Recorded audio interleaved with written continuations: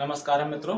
हम सभी जानते हैं कि सारा जगत इस्लामिक आतंक से, उसके अत्याचारों से, उसकी क्रूरताओं से पीड़ित है। और जगत का कोई भी विद्वान व्यक्ति, सत्यनिष्ठ व्यक्ति ये नहीं कह सकता कि कोई भी समाज जो इस्लाम को फॉलो करता है, इस्लाम को मानता है, वो शांति के साथ, समानता के साथ, भाईचारे के साथ कहीं भी निवास कर सकता है। लेकिन दुर्भाग्य से भारत में मोहनदास करमचंद गांधी जैसे धूर्त नेताओं ने इस्लाम को शांति का मजहब बताया, उसे बराबरी का, भाईचारे का मजहब बताया और इसे धूर्ततापूर्ण तरीके से उसके गलत रूप को, भ्रामक रूप को प्रचारित किया। लेकिन साथ ही कुछ सच्चे और सत्यनिष्ठ व्यक्ति जैसे डॉक्टर भीमराव रामजी अम्बेडकर, उन्होंने बिना किसी दबाव और भय के इस्लाम की बुराइयों को सामने रखा और उसकी राजनीति को समझा और लोगों को बताया। उन्होंने स्पष्ट शब्दों में कहा कि इस्लामिक राजनीति जो है वो मुल्लाओं की राजनीति है और इस्लाम जो है एक बंद मजहब है, उसमें परिवर्तन की कोई गुंजाइश नहीं है और दूसरों के लिए भाईचारे जैसी कोई बात नहीं है। उन्होंने स्पष्ट शब्दों में कहा कि इस्लामिक जो भाईचारा है, ब्रदरहुड है, वो सिर्फ मुस्लिमों के लिए ब्रदरहुड है, वो सब यूनिवर्सल ब्रदरहुड नहीं है। अर्थात इस्लाम का जो भी भाईचारा, प्रेम या समानता की जो बात है, न्याय की जो बात है, वो सिर्फ इस्लामिक समाज तक ही सीमित है। बाहर के समाज के लिए उसमें कोई जगह नहीं है, कोई स्थान नहीं है। उसके बाद भी उन्होंने आशा व्यक्त की कि इस्लाम में ये सब होने के बाद भी मुझे नहीं लगता कि इसमें बदलाव नहीं किए जा सकते। और इसके लिए उन्होंने एक उदाहरण रखा टर्की का, कि उसी समय जब उन्होंने ये पुस्तक पाकिस्तान या भारत विभाजन लिखी 1945 के आसपास, तभी टर्की का जो इस्लामिक साम्राज्य था, कैलिफेट था, उसका पतन हो रहा था और ब्रिटिश एम्पायर की सहायता से वहाँ के एक नेता जो सेनापति था उस साम्राज्य में ही एक बड़ा ओहदे पर था, कमाल अतातुर्क पाशा, वो सत्ता में लौटा। और जब वो सत्ता में आया तो उसने टर्की के लोगों के लिए एक अलग भाषा जो यूरोपीय आधार पर एक रोमन लिपि में उसने चिन्हित किया और उसे शिक्षा में लागू किया, शिक्षा में बदलाव किए और उसकी ड्रेस कोड भी बदला, उनके रहन सहन को बदला। और ये सारी चीज़ें उसने बहुत ही जबरदस्त तरीके से एक विद फोर्स उसने लागू किया, क्योंकि उसके पास जो सत्ता थी वो ब्रिटिश एम्पायर के माध्यम से आई थी, तो ब्रिटिश एम्पायर का उसके पास पूरा सपोर्ट था। तो उसने पूरी, और दूसरी बात, इस्लामिक जो कैलिफेट था उसका जो आतंक था, अत्याचार था, जो भ्रष्टाचार था, उससे वहाँ की जनता उस समय त्रस्त थी।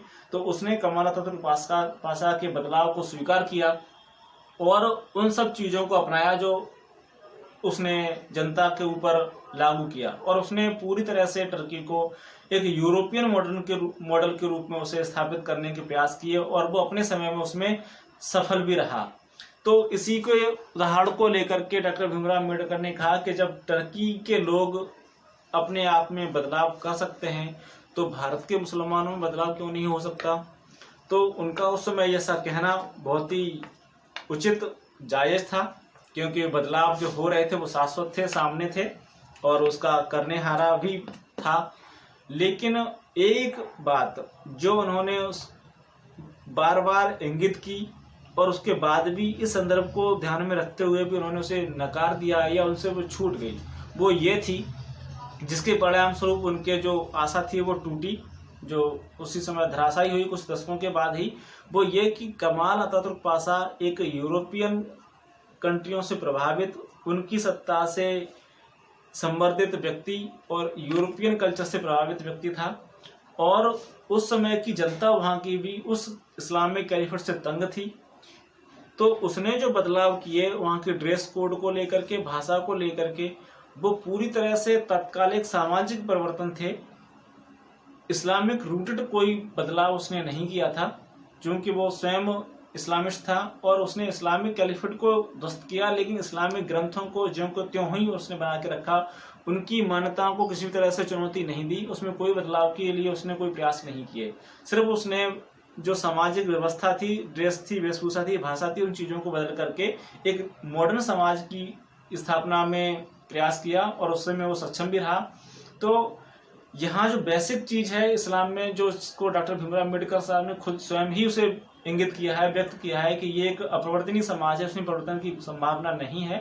तो उन्होंने यहाँ ध्यान नहीं दिया कि कमाल अतातुर्क पाशा ने जो बदलाव किए थे वो मजहबी परिवर्तन नहीं थे, वो एक सामाजिक परिवर्तन थे। और सामाजिक परिवर्तन यदि वैचारिक स्तर पर नहीं है, वैचारिक स्तर से नहीं आते हैं, उसकी मूल परंपराओं से परिवर्तित होकर के नहीं आते हैं, तो वो कुछ समय के बाद, एक सीमित समय के बाद, जैसे ही उनको परिवर्तन लाने वाला व्यक्ति या कोई नेता सत्ता से बाहर होता है, वो तो मूल जो समाज है वो अपने मूल विचारधाराओं पर वापस लौट आता है। तो टर्की इसका एक आदर्श एग्जाम्पल है, जिसे आप देख सकते हैं कि टर्की जो इस्लामिक कैलिफेट था उसे कमाल अतातुर्क बादशाह ने बदला और एक मॉडर्न स्टेट के रूप में स्थापित किया, और आज वो पुनः इस्लामिक कैलिफेट की ओर प्रवृत्त हो रहा है। क्योंकि परिवर्तन सामाजिक थे, बाहरी थे, रूटेड परिवर्तन नहीं थे। तो इस अनदेखी के कारण डॉक्टर भीमराव रामजी अम्बेडकर का वो सपना ध्वस्त हुआ, जो आशा थी वो टूटी। तो इन सब चीज़ों से हम ये एक चीज़ सीख सकते हैं कि इस्लामिक समाज में यदि हमें कोई परिवर्तन लाना है तो एक रूटेड परिवर्तन लाने की यदि आपके पास कोई योजना है, कोई विचार प्रतिबद्धता है कि आप उस समाज को इस्लामिक विचारों से, उसके कुरान, शरिया, हदीस आदि जैसे जो ग्रंथ हैं जो सारी मानवता के प्रति घृणा फैलाते हैं, एक घृणा को जन्म देते हैं, यदि आप उन्हें उन लोगों से दूर नहीं करने में सक्षम हैं तो उसमें कोई भी परिवर्तन आप कर सकते हैं। ऐसी विचार को, ऐसे सपने को, ऐसी योजना को आप कभी भी साकार नहीं कर पाएंगे। और इस्लामिक समाज अपनी विचार परंपराओं को मानते हुए भी कभी भी सभ्य, सहज, समान समाज में रहने वाला, शांतिप्रिय समाज की तरह जीवन जीने वाला नहीं बन सकता। क्योंकि इस्लामिक जो ग्रंथ हैं, जो विचार हैं, जो परंपराएं हैं, वो सारी दुनिया के प्रति घृणा फैलाती हैं। ये चीज़ एक स्थापित तथ्य है, इसमें कोई भी सीक्रेट बात नहीं है। और इन सब चीज़ों से समाज को मुक्त करने के लिए ये बहुत आवश्यक है कि लोगों को, जो उन विचारों को फॉलो करते हैं या वे लोग जो इन विचारों को फॉलो नहीं करते हैं, उन सभी लोगों को इस्लामिक ग्रंथों का अध्ययन स्वेच्छापूर्वक, स्वाधीनता के साथ, एक स्पष्ट और निरपेक्ष तरीके से करना चाहिए।